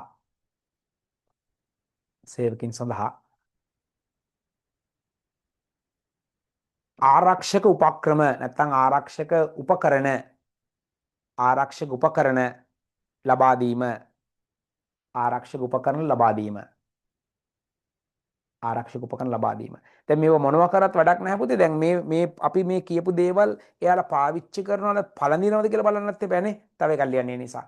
ලියන්න අත් ආවරණ අත් ආවරණ කමා පා ආවරණ අත් ආවරණ කමා පා ආවරණ සැපීම හා අත් ආවරණ කමා පා ආවරණ සැපීම හා ඒවා භාවිතා කරන්නේ දැයි අත් ආවරණ කමා පා ආවරණ සැපීම හා ඒවා භාවිතා කරන්නේ දැයි අධීක්ෂණයට ලක්කොට ඒවා භාවිතා කරන්නේ දැයි අධීක්ෂණයට ලක්කොට ආරක්ෂක උපක්‍රම භාවිතයට යොමු කරවීම ආරක්ෂක උපක්‍රම භාවිතයට යොමු කරවීම ආරක්ෂක උපකරණ භාවිතයට යොමු කරවීම පැහැදිලිද? ආරක්ෂක උපක්‍රම භාවිතයට යොමු කරවීම. හරි. දැන් හරියක් හරි නේද? හරි. තව නැද්ද? හරිනේ? හරි. ඊට පස්සේ ලියන පොතේ 4 හරි 5 ආපදා අවම කිරීමේ මූලික ක්‍රියා 3ක්. හරි. පොතේ දැන් ආපදාවක් කියලා කියන්නේ මොකද්ද? ආපදාවක් කියලා කියන්නේ මොකද්ද? ආපදාවක් කියන්නේ මොකද්ද? ආපදාවක් කියලා කියන්නේ පුතේ අනතුරකින් පසු ඇතිවන තත්ත්වේනේ ආපදාවක් කියන්නේ. හරි. අපෙන් අහන්නේ ආපදා අවම කිරීමේ මූලික ක්‍රම 3ක්. දැන් ආපදාවක් කියන පුතේ අනතුරක් ඇතිවීමෙන් පසු ඇතිවන කියන්නේ මොකද්ද මේ අනතුරකින් පසු ඇතිවන තත්ත්වය තමයි ආපදාවක් කියන්නේ. ඉතින් ආපදාවක් අවම කරන්න පුතේ අපිට කරන්න පුළුවන් එකක් තමයි අනතුරක් කලින් දැනගන්නවා. ඒ වගේ කියන්නේ අනතුරක් කලින් දැනගැනීමෙන් අපිට ආපදාවක් අවම කරගන්න පුළුවන්. පැහැදිලිද? ඊට පස්සේ අනතුරේ ස්වභාවය අවබෝධ කරගන්නවා. ඒ වගේම පෙර දැනුම, තමන් කරන කාර්යයක තියෙන නිපුණතාව, එහෙම නැත්නම් තමන් කරන කාර්යයේ තියෙන අවදානම් බව අවබෝධ කර ගැනීම. ඒ වගේ දේවල් කරපුවම අපිට දරුවනේ ආපදා අවම කරගන්න පුළුවන්. හරි? ඒ නිසා ලියමු පුතේ මෙන්න මෙහෙම. ආපදා අවම කිරීමේ මූලික ක්‍රියා 3ක්. ලියන්නකෝ මෙන්න මෙහෙම. ආපදා අවම කරන්න පුළුවන් මෙන්න මෙහෙම. ලියන්න පුතේ. එකක් පෙර දැනුම. තව එකක් ලියන්න. අනතුරක් කලින් දැන ගැනීම. පෙර දැනුම අනිත් එක අනතුරක් කලින් දැන ගැනීම. තව එකක් ලියන්න. අනතුරේ ස්වභාවය අවබෝධ කර ගැනීම.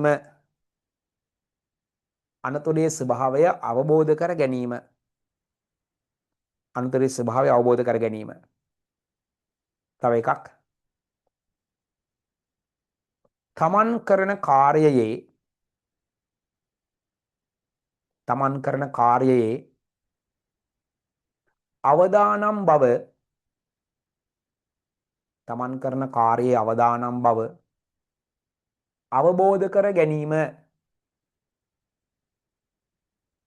තමන් කරන කාර්යයේ අවදානම් බව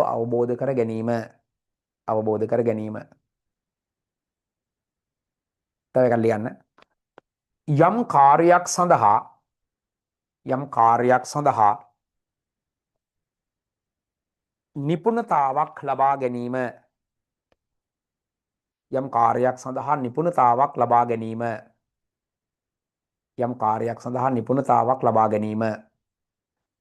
යම් කාර්යයක් සඳහා නිපුණතාවක් ලබා ගැනීම. හරි. ඊට පස්සේ කියනවා කර්මාන්ත ශාලාවක අනතුරු අවම කිරීමෙන් ඇතිවන වාසි 3ක්. දරුවනේ දැන් කර්මාන්ත ශාලාවක අනතුරු අවම කර ගැනීමෙන් සිදුවන වාසි ගත්තට පස්සේ එකක් තමයි සේවකයන්ට තමන් වැඩ කරන තැන ආරක්ෂිතයි කියලා සිතුවිල්ලක් එනවා. පැහැදිලිද? ඊට පස්සේ කරන කාර්යවල කාර්යක්ෂම බව ඉහළ යනවා. පැහැදිලිද? ඒ වගේම ආයතනය ගැන ලොකු විශ්වාසයක් හැදෙනවා.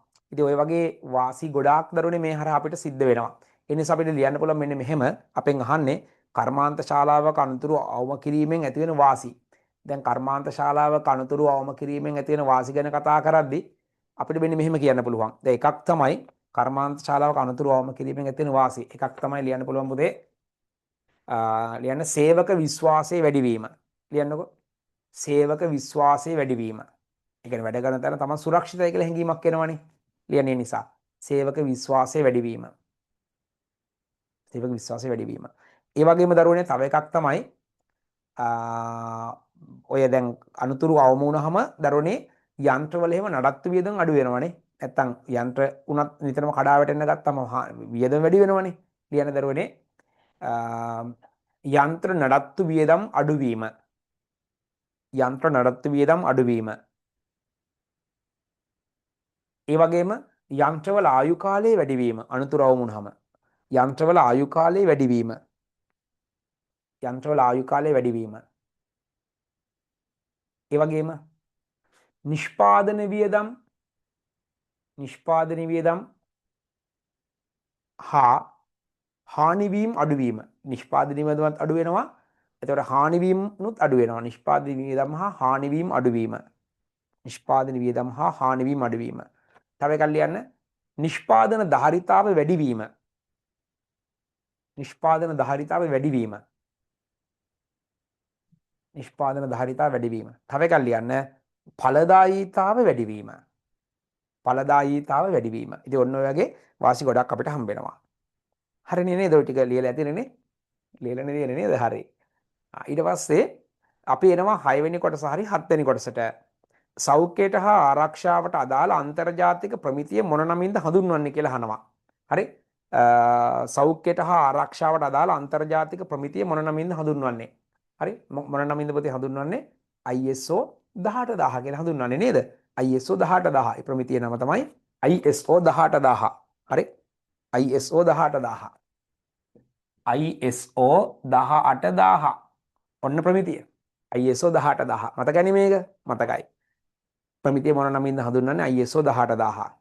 ඊට පස්සේ කියන පුතේ වැඩ භූමියක ප්‍රදර්ශනය කරලා තියෙන හරි වැඩ භූමියක ප්‍රදර්ශනය කරලා තියෙන ආරක්ෂක සංඥා සංකේත පූරු ආරක්ෂක සංඥා හෝ සංකේත පූරු තුනක් ඇඳලා දක්වන්න කියලා කියනවා. හරිද? වැඩ බිමක ප්‍රදර්ශනය කරලා තියෙන ආරක්ෂක සංඥා එහෙම නැත්නම් සංකේත පූරු තුනක් ඇඳලා නම් කරන්න. අපි ලකුණු කරමු බලන්න මෙන්න මෙහෙම. හරි. එකක් තමයි පුතේ මෙන්න මෙහෙම. මෙතන තියෙනවා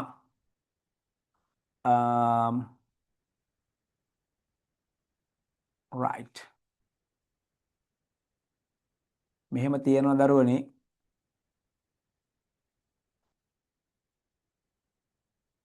හරි දුම් වැටියක් ඇඳලා තියෙනවා. හරිද? දුම් බොන්න එපා කියලාද ඔය කියන්නේ? නැහැ. දුම් බොන්න එපා නෙමෙයි දුම් බිව් උඹලා ඕනම ගොඩක් කරගනින්න. හැබැයි දුම් බිව්වොත් වෙන්නේ මෙතන පුපුරනවා කියලායි කියන්නේ. පැහැදිලිද? සෞඛ්‍ය ගැන නෙමෙයි මේ කියන්නේ. ගිනි ගන්න පුළුවන් තැන්වල විශේෂයෙන්ම පෙට්‍රල් ෂෙඩ් ළඟ එහෙම ඔන්න ඔය සංකේත ගහලා තියෙනවා දැකලා ඇති. හරි? ඊට පස්සේ දරුවනේ ඔයාලා තව දැකලා තියෙනවා මෙන්න ත්‍රිකෝණාකාර පුවරුවක මෙන්න මෙහෙම ගහලා තියෙනවා දරුවනේ. මේ තියෙන මොකද්ද? විදුලි පැනීම් ඇති වෙන්න පුළුවන්. මෙතන අධිවෝල්ටීයතා සහිත කලාපයක්. ඒ වගේම මම දැකලා තියෙනවා මෙන්න මෙහෙම තව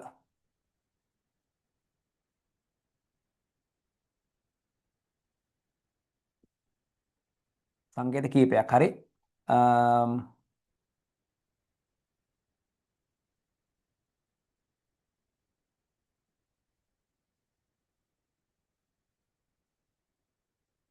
ආරක්ෂක හෙල්මට් එකක් දානවා. හරි. මේ වගේ නිකන් ආරක්ෂක හෙල්මට් පැළඳිය යුතුයි වගේ අදහසක්. හරි. ඔහම දානවා. හරි. ආරක්ෂක හෙල්මට් පැළඳින්නට ඕනේ. ඒ වගේම දරුවනේ තව එකක් අපිට කියන්න පුළුවන්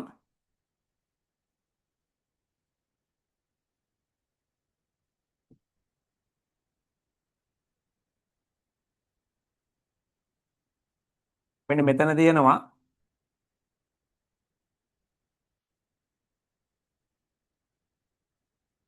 ආරක්ෂක කන් ආවරණ. ආරක්ෂක කන් ආවරණ පැළඳිය යුතුයි. පැහැදිලිද? ඊට පස්සේ තව තියෙනවා ඒ වගේ සංකේත ගොඩ තියෙනවා. ඉතින් හරි. ආරක්ෂක සපත්තු පැළඳිය යුතුයි. හරි ආරක්ෂක සපත්තු පැළඳිය යුතුයි. පැහැදිලිද? ඒ වගේම ඉතින් තව තියෙනවා ඇස් ආවරණ ඕන ගම් ප්‍රමාණයක් ඇඳ ගන්න ඉතින් ඔයාලා. හරි.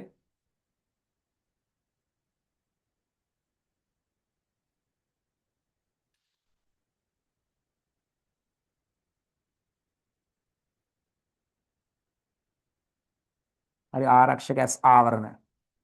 ඔය වගේ ඉතින් සිම්බල් කීපයක් ඇඳ ගන්න.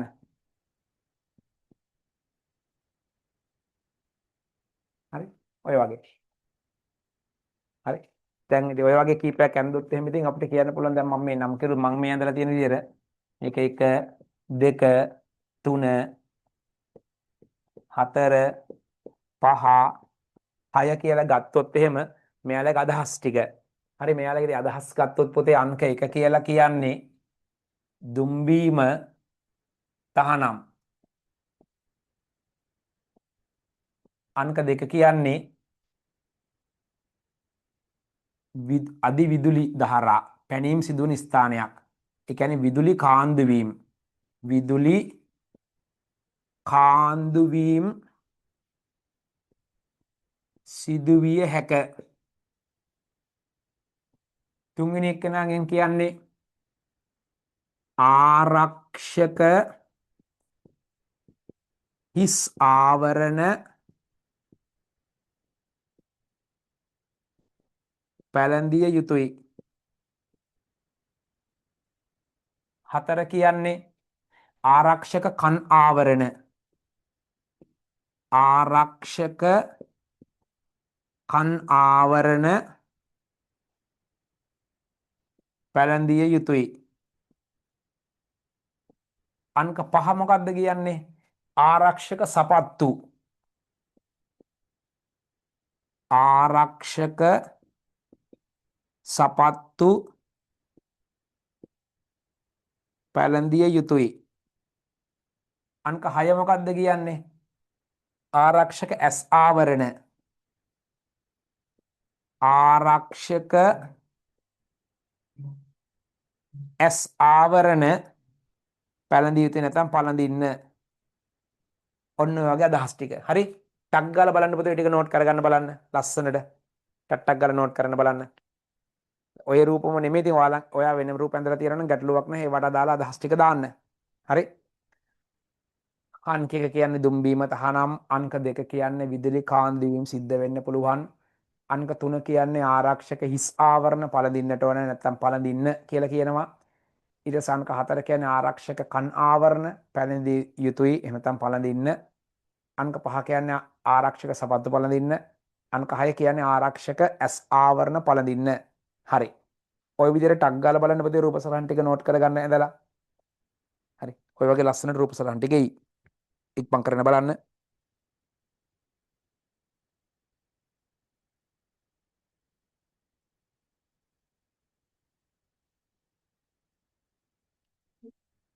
ඉක්මන් කරලා ගන්න බලන්න.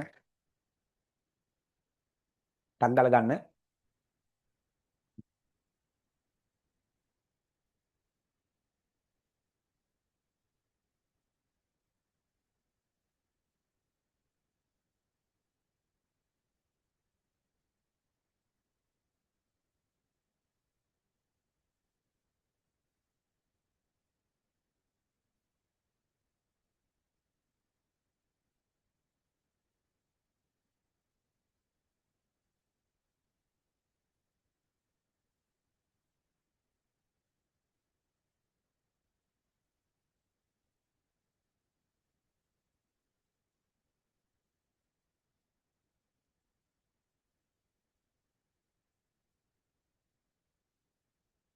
ඉවරද? තාම නැද්ද? ලස්සන නැඳගන්නේ ටික.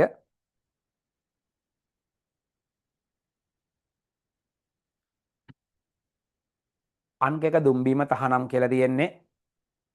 අංක 2 විදුලි කාන්දු වීම සිදුවිය හැක. අංක 3 ආරක්ෂක හිස් ආවරණ පැළඳිය යුතුයි නැත්නම් ආරක්ෂක හිස් ආවරණ පළඳින්න.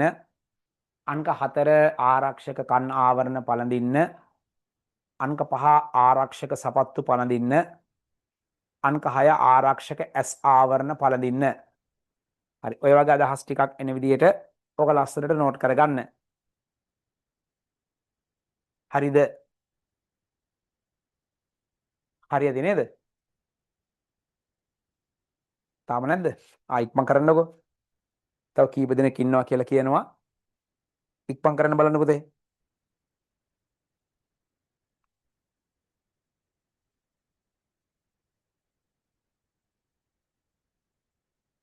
හරි. දැන් මේ සංකේතම නෙමෙයි මේ සංකේත වෙනස් වුණත් ගැටලුවක් නැහැ. හරි. හරි දඩබඩස් ගාලා නෝට් කරගන්න බලන්න ටට්ටක් ගාලා.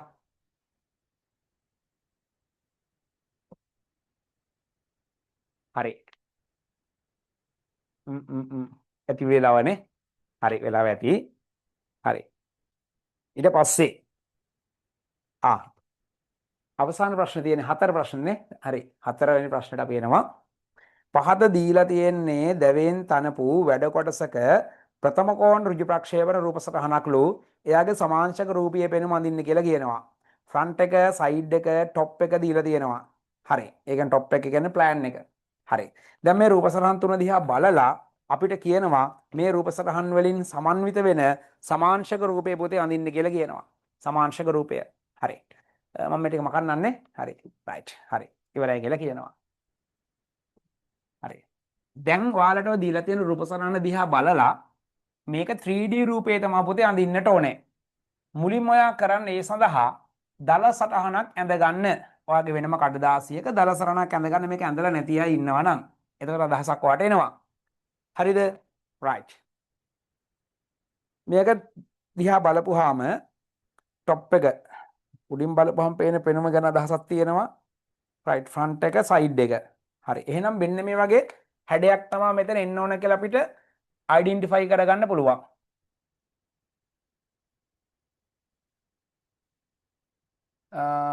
රයිට්. එතකොට මෙතන එනවා මෙන්න මෙහෙම හැඩයක්.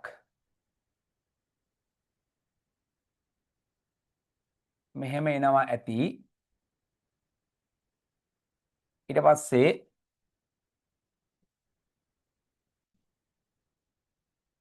මෙහෙම එනවා.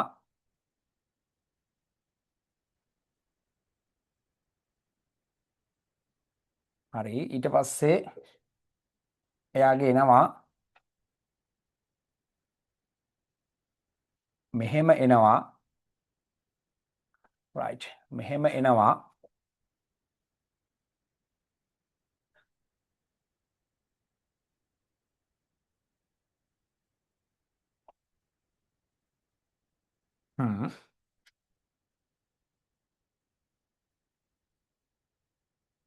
හරි. ඔය වගේ රූපයක් නේ දෙන්නේ.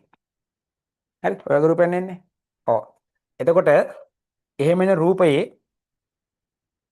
මෙන්න මේ ටික 30යි. ඔව් මේ ටික 30යි. මේ ටික 30යි. ඊට පස්සේ මේ ටික 20යි. මේ ටික 20යි. එතකොට මේ ටික 30යි සේරම 50 කරන මේ ටික එතකොට මේ ටිකත් 20ක් වෙනවා. 30යි ඔව් මේක 20යිනේ. එතකොට මේක 30යි. මේක 30යි. මේක 20යි. හරි. ඊට පස්සේ මෙන්න මේ ටික 38යි.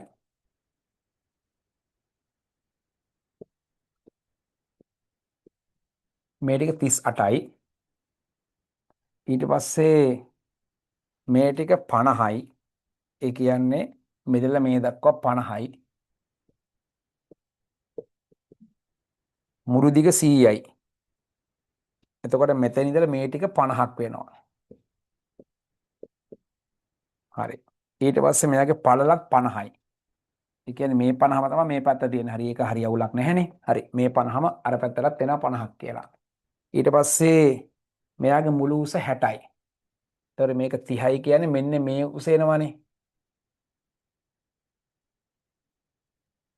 මෙන්න මේ උස 60යි. මෙන්න මේ උස 60යි. ඊට පස්සේ මෙන්න මේ ටික 38යි. එතකොට මේ ටික ඕනනම් ගත්ත හැකි මෙන්න මෙහෙම.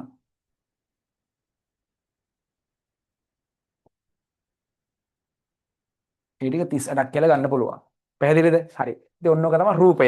දැන් ඔහොම රූපයක් ආවට පස්සේ ඕක දැන් සමාංශක පෙනුමට අඳින්න තියෙනවනේ. හරි. සමාංශක පෙනුමට අඳින්න පුතේ ඔයාලා පටන් ගන්න මෙන්න මේ වගේ තැනකින් පටන් ගන්න. හරි. ඔයාලට පුළුවන් දැන් ඔයාලට ඩොට් ෂීට් එකක් ළඟ තියෙනවා නම් ඩොට් ෂීට් එකේ අඳින්න. ඩොට් ෂීට් එක අඳින්න එක තමයි මේක ලේසිම දේ. හරි. දැන් ඩොට් ෂීට් එකක් ඔයාලා ළඟ ඇති. ඩොට් ෂීට් එකේ අඳින්න පුළුවන්. එහෙම නැත්නම් ඉතින් ඔයා කරන්න ඕනේ ඩොට් ෂීට් එක නැති දරුවෙක් නම් ඔයා කරනවා තිරස් රේඛාවක් ඇඳලා අංශක 30ක ආනත තල දෙකක් අඳිනවා දෙපැත්තට. අංශක 30ක ආනත තල දෙකක් ඇඳලා මෙන්න මේ පොයින්ට් එකෙන් පටන් ගන්න. හරිද? එතනින් පටන් ගන්නවා ඔයා මේ නිර්මාණය කරගෙන යන්න. එතකොට ලස්සනට නිර්මාණය කියන්නේ ඔතනින් නෙමෙයි. මෙන්න මේ රේඛා දෙක දික් කරපුවාම මෙන්න මෙතන එනවනේ. මෙතනින් පටන් ගන්නනේ. එතකොට මේ පැත්ත 50යි මේ පැත්ත 30යිනේ. එතකොට ඔයා කරන්න ඕනේ මෙතනින් පටන් ගත්තොත් එහෙම ඔයා මෙතනින් මේ පැත්තට 50යි මෙතනින් මේ පැත්තට 30ක් ඉවර කරලා තමයි වැඩේට අත තියන්නට ඕනේ. ඒ කියන්නේ මෙතනින් මේ පැත්තට 50ක් ගියා. මෙතනින් මේ පැත්තට 30ක් ගියා. ඔය දෙන්න හම්බෙන තැන දෙකක් එනවනේ. ඔන්න ඔහම. මෙතනින් තමයි වැඩේ පටන් ගන්නට ඕනේ. මෙතනින් මේ රේඛාව අඳිනවා කීයද 60ක් උසට.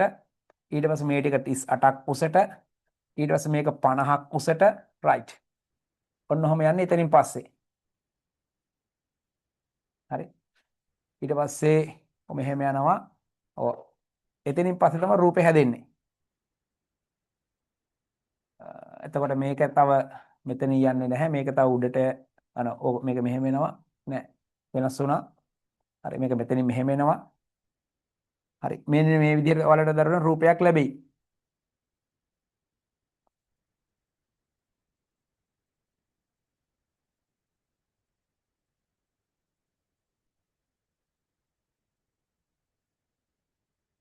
හරි. ඔන්න ඔයගේ රූපයක් ලැබෙයි. හරි. ඔන්න රූපේ ලැබෙනවා. මෙන්න මෙතනින් සීමාන්තර මෙතනදී දරුවනේ තිරස්තලයක් ඇඳලා ආනත රේඛා දෙක අංශක 30කින් ආනත වෙන්න රේඛා දෙක ඇඳලා පස්සේ මෙතනින් මේ පැත්තට 50යි මේ පැත්තට 30යි ගිහිල්ලා ඉවර වෙන තැනින් පටන් ගත්තා නම් මේක ලස්සනට තල දෙක මත මේ රූපේ එනවා. දැන් ඔයා ළඟ තියෙන්නේ ඩොට් ෂීට් එකක් ළඟ තියෙනවා නම් ඩොට් ෂීට් එකෙත් මේක මෙහෙමම පටන් ගන්න. එතකොට සීන් එකක් නැහැ. ඩොට් ෂීට් එකේ ගද්දි නම් අර මේ 38 අනම්මනම් එහෙම තියෙන චුට්ටක් ඉතින් ඔය එහෙ මෙහෙ වෙයි. නමුත් ඒ ළඟින් ආසන්න වශයෙන් ගන්න. එහෙම නැත්තම් ඉතින් දැන් ප්‍රැක්ටිස් කරන්න වල තිරස් රේඛාවක් ඇඳලා ආනත රේඛා දෙකක් අංශක 30 ආනත රේඛා දෙකක් ඇඳලා ඒක මත විහිච්ඡ සහ රූල් පාවිච්චි කරලා ලස්සන මේ රූපේ නිර්මාණය කරගන්න. මේක පුළුවන් කරගන්න. දරස් ගාලා බලන්න ඔය දලසරහන් ටික ඇඳලා ඉවර කරගන්න බලන්න. වැඩි වෙලාවක් ගන්නෙ නැතුව. හරි. ඉක්මනින් බලන්න දලසරහන් ටික ඇඳලා ඉවර කරන්න බලන්න. හරි. ඔය තියෙන විදිහට ටක් ගාලා ඇඳ ගන්න බලන්න.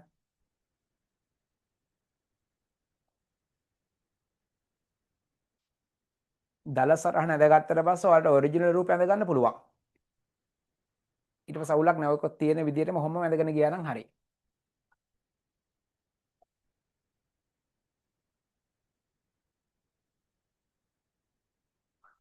හරි ඉක්මනින් ඇඳ ගන්නකෝ ඒක.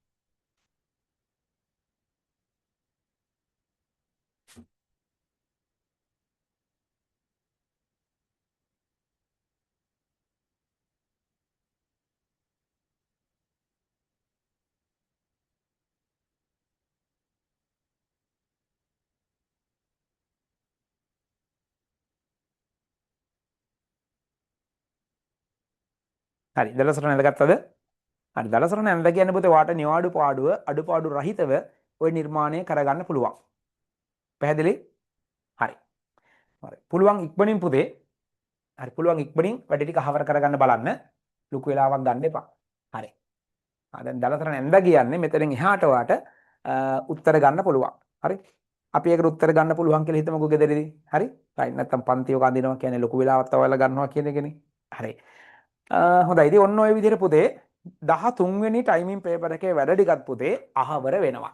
හරි. එතකොට 13 වෙනි පේපර් එකේ 13 වෙනි ටයිමින් පේපර් එකේ වැඩ ටික අපි මෙහෙම අහවර කරද්දී ඊළඟ සතියේ බ්‍රහස්පතින්දා 14 ටයිමින් පේපර් එක යනවා. දැන් මේ දේවල් හරියට පරිශීලනය කරගත්තොත් ඔයාට එක්සෑම් එක කියන්නේ ලොකු සීන් එකක් වෙන්නේ නැහැ ET වලට. පැහැදිලිද?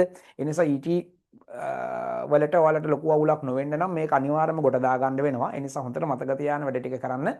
මොකද පැහැදිලිම හේතුව තමයි දරුවනේ පුළුවන් තරම් පේපර්ස් වලට උත්තර ලියන තරමට තමයි ඔයාට මේ විෂය පුළුවන් වෙන්නේ. තේරුණාද? හරි. එහෙනම් අන්න ඒ කන්සෙප්ට් එකත් ඔළුවේ තියාගෙන වැඩ කරන්න සූදානම් වෙන්න. ලබන සතියේ බ්‍රහස්පතින්දා 14 ටයිමින් පේපර් එකෙන් අපි හම්බ වෙමු. අදට එහෙනම් පොතේ මෙතනින් වැඩ ටික හවරයි. එහෙනම් අපි ඊළඟ සතියේ පන්තියේදී නැවතත් හම්බ වෙමු. එහෙනම් අදට මෙතනින් අපි වැඩ ටික ඉවර කරමු. දැන් ටිකක් රෑ බෝ වෙලා තියෙන නිසා. හරි. එහෙනම් හැමෝටම පුතේ සුබ රාත්‍රියක්. අයබෝවන්.